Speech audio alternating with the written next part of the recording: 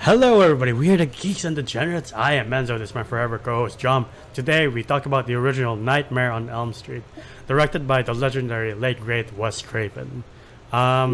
Same question as before with Texas Chainsaw. How did you come about this classic movie? I think I mentioned it in Texas Chainsaw, but like I had a phase. I think it's because of Dead Meat. If you guys know that YouTube channel, great guy, James A. Janice. If you ever see this guy, we really love your work. And when I saw that, I was like, I really gotta try these classic horror movies because I had nothing better to do besides stay at home and not get sick. Yeah. And I think I made the wrong decision. Because like if ever you wanted to personify nightmares, Yeah. this is the movie. Oh Like, yeah. if ever you want to see nightmares very vividly, Yeah. this is the fucking movie. It gets a little cheesy as we go through like the rest of the Freddy movies, but like the original, in my opinion, it's just I say they just do it right.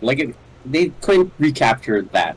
Yeah. But yeah, I watched it in the middle of a pandemic, and it did give me nightmares for an old movie. I mean, that's not hard to see why. Like, I was fairly creeped out when I saw this, like you, in the lockdown. Like, for me, he's like one of the most terrifying horror villains because, as you said, he kills you while you dream, and like, since we still don't really understand dreams to this day. Just like, then what the fuck do I do to avoid this guy? Right, right. It's kind of like the same situation as being in the middle of the ocean. You got nothing to do, and you're the most vulnerable place. Yeah.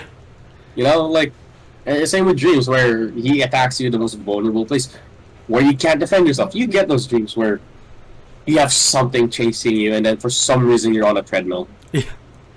And you're running, but the thing's getting closer. You could feel that you ain't going any distance. I'm like, yeah, you get that shit.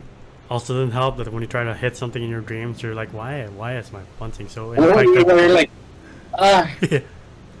why? I know, goodbye. Right? So you're just like, what gives? I don't understand. And then what wakes you up is like the feeling of falling. You're just like, well, that was shocking.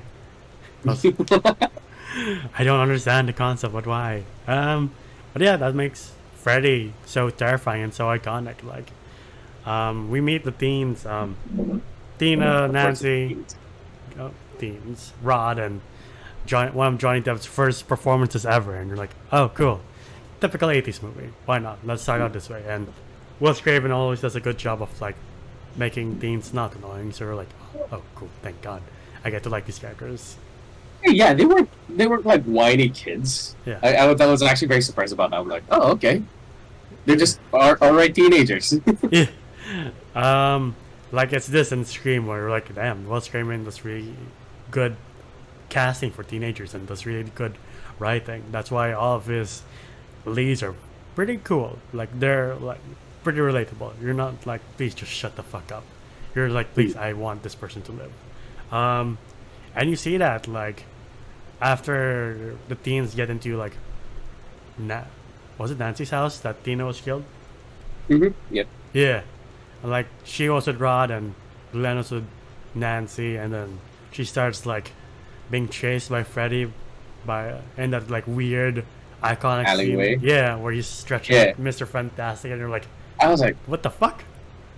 yeah, it was a little bit weird, but then again, I started to remember. I was like, yeah, dreams do be like that sometimes. Right?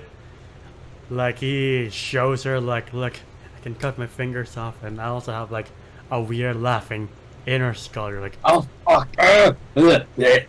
I don't like that. I really don't like that. Where she like grabs onto his face, or like I don't know who grabbed on, but like I remember just it peeling off, and then I'm like, yeah.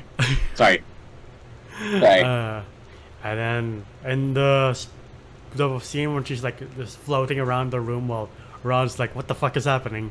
I think I saw in Oh, the Dead Meat that yeah. there's a rotating room that they just nailed everything down. yeah. They inceptioned it. Like, Yeah. that's just so fucking cool because see her like writhing. I don't know how they kept Rob in place, but like you see her writhing across like the roof. Yeah.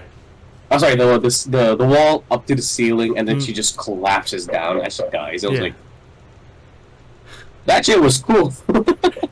Like, it's horrible, but like that's such a creative thing to do back in like the 80s. Yeah, I like all 70s. Hey, no, this was 84. Right. And like as you mentioned in our famous reboot video, that 80s gore hits differently. Like you see how the fake blood just flows from the chest wound. You're like, oh my god, why? Which really makes it like very dreamlike, especially her death. Yeah. When it's affecting her in real life, but the death kind of felt dreamlike, where she's just again driving up the wall up to the ceiling and then crashing back down. I'm like, that's nightmare fuel right there already. Yeah. Also doesn't help Rod's case that he's like, I'm going by. Just like, wait. Explain this. And then they question the teens, and like Nancy's like, he couldn't have killed her. They argue, but it wasn't that bad. And the mom's like, she's fucking. What attacked her then? Fucking Wolverine? What? Why? Could be. Could very well be. You never know.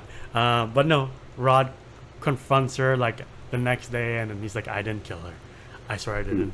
She was doing this in her sleep, and like they had a conversation before of like, that's strange. We keep seeing the same guy in our dreams. Yeah, dude with like with claws for hands, and yeah. And I do love it that her dad is the cop. The guy looks familiar. Who is the cop? Yeah, he looks familiar. I can't put my finger on who he is, but he does look familiar. And he's a very typical 80s cop too. So you're like, all right. No, but he was like some sergeant in like sergeant or captain or general in like any World War II to like Vietnam movie. Yeah. Yeah. But then Nancy tries to stay awake in school. She has the worst method of like not falling asleep. Like, maybe I'll just stay up all night. Nothing bad will happen, right? And you're just like, that's not how it works, but sure. Yeah, she takes pills and everything too. I'm like, alright. I know I'm jumping ahead, but like I do love it where when the mom took away the pot of coffee from her, she had like an extra one underneath her bed, which made me laugh so hard. Like, the 80s, gotta love it. Gotta love 80s teens of like, I have an extra pot of coffee. Like, what the fuck? You know what? I won't question it. I was like, you couldn't get like a thermos or something? Right? I guess it did. I don't know if they existed in the 80s. The way they are. A bottle that holds liquids? No, I mean like the way they are made today. Like it's hot for this long. It doesn't need to be hot. I don't think you can't be like picky about what temperature the coffee's gonna be when there's a thing murdering you in your sleep. That is true, but yeah. I do like the school sequence too, where she sees Tina in like a body bag and she's just being dragged away. You're like, what the fuck? Why? That shit talks for me. Like the translucent kind of transparent, translucent, like body bag. Yeah. You just see Tina just like, and there's like blood everywhere, and then she gets dragged into the hall. I was like, again, really good settings for nightmare fuel. No.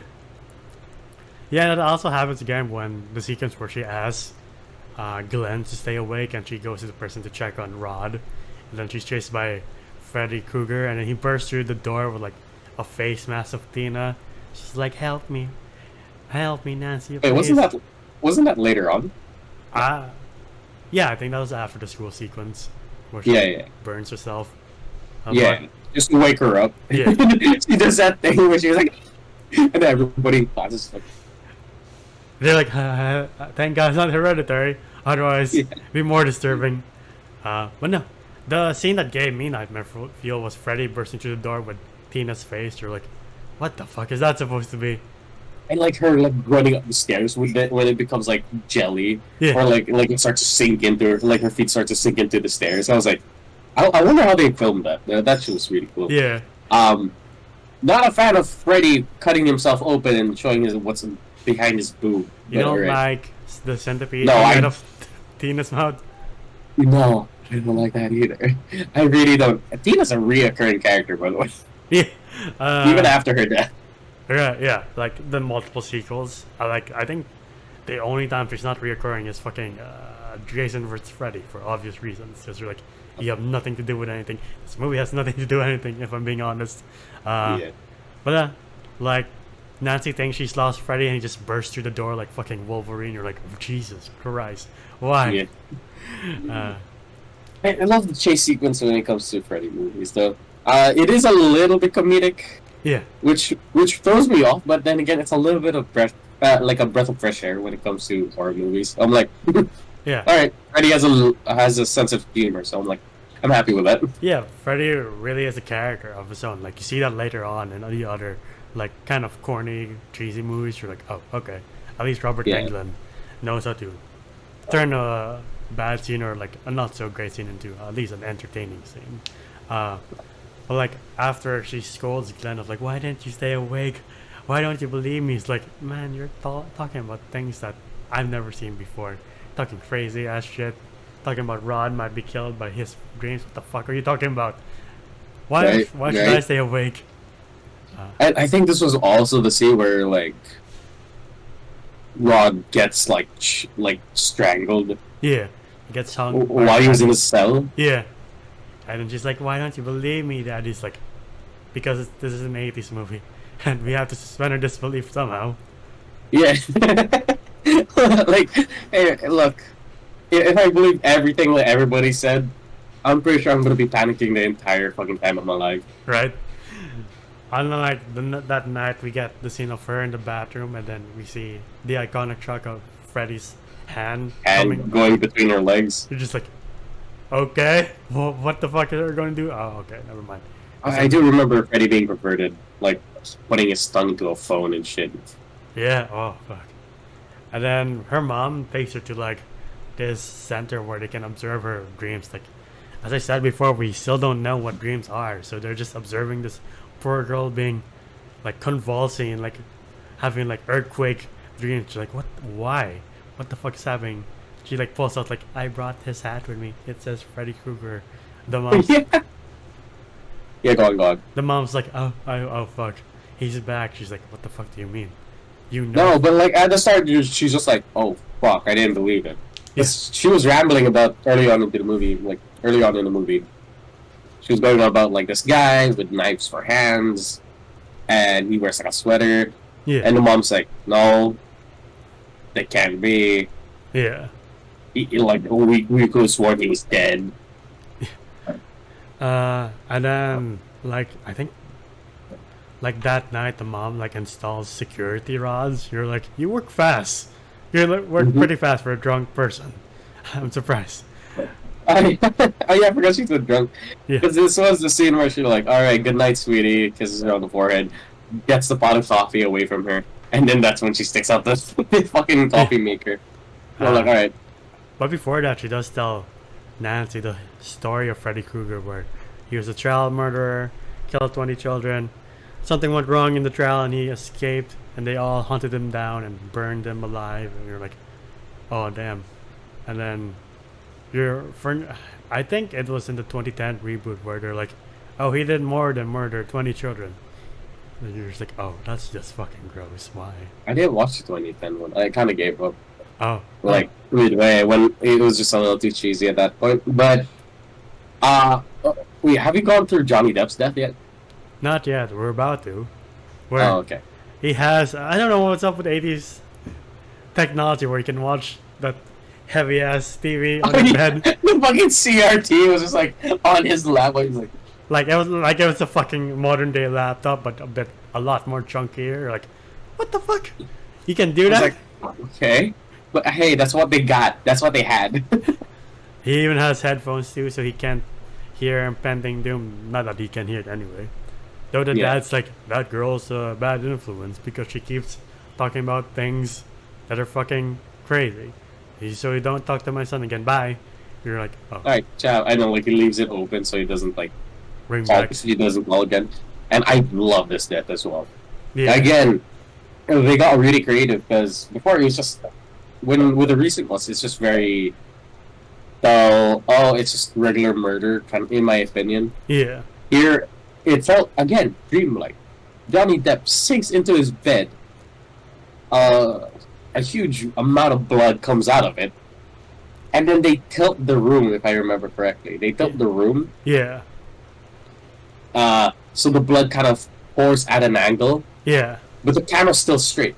So it's very surreal and very dreamlike. And I was like, that's so cool. And just like, what Poor the Johnny Depp, though.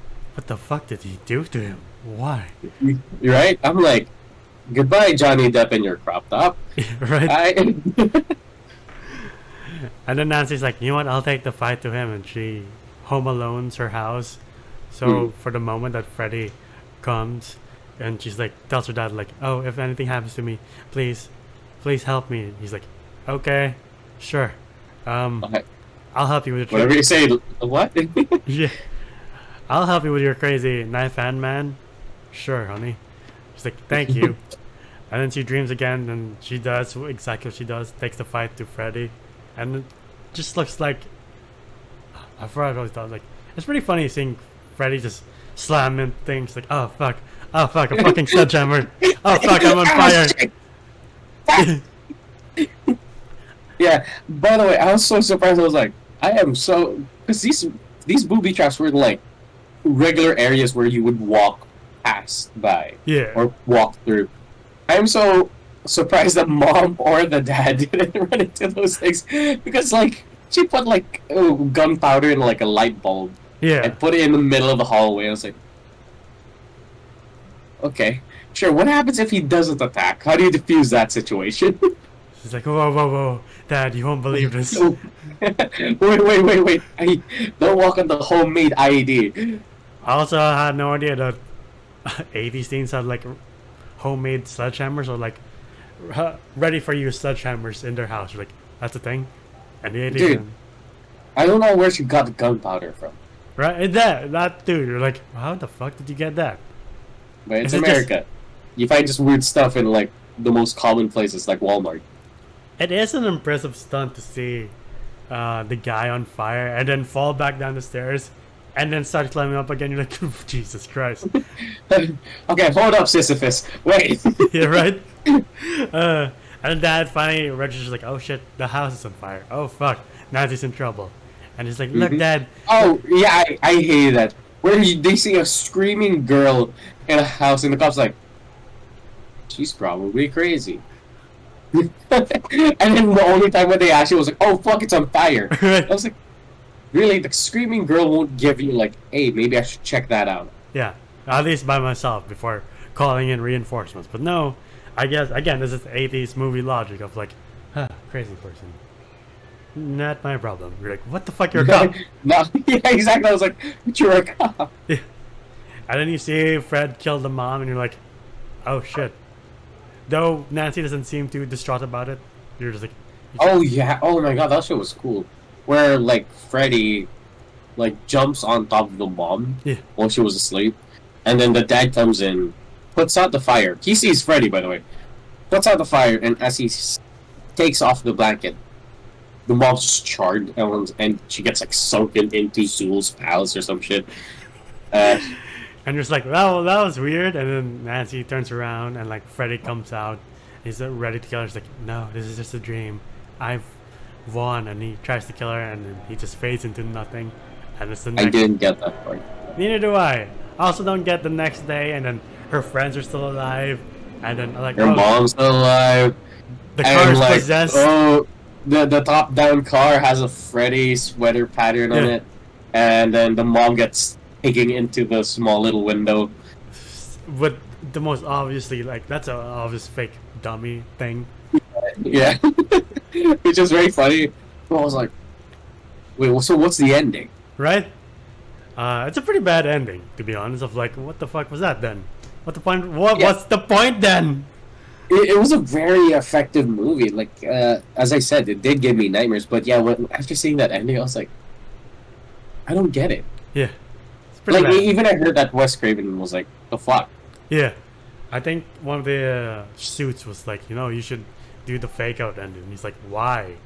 Because... Was it like a hot thing back in the day?